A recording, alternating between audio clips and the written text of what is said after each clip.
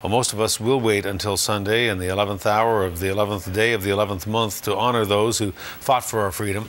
But in schools up and down Vancouver Island, today was the time to remember and a time to learn from the teachers who know the lessons firsthand.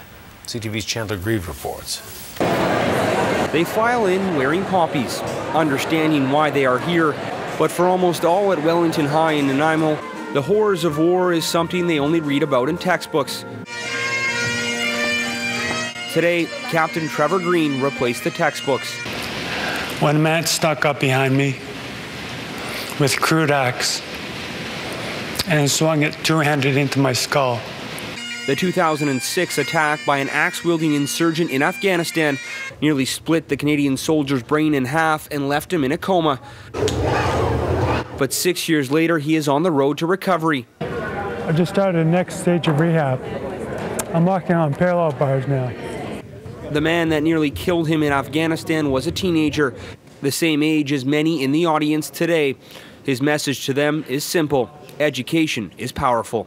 And the Taliban was able to convince them, probably, that the only way to get to paradise was to kill an infidel. That's an extreme example of how lack of education can affect you.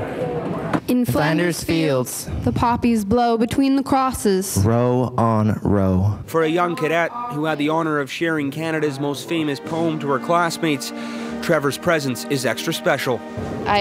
He's one of my heroes. I mean, my mom served in Afghanistan for a time, and you know, it's kind of one of those connections, and definitely something that's near and dear to me. Across town at Koltai Elementary, students lay wreaths to honor the occasion and listen to a former Canadian peacekeeper who served in Cyprus during a civil war. My thoughts were with the 23 people I left behind in Cyprus, Germany, and other parts. It's totally important because they sacrificed their own life just to protect our country.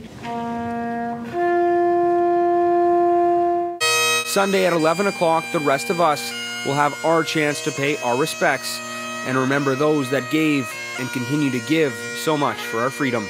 Chandler Grieve, CTV News, NANAIMO.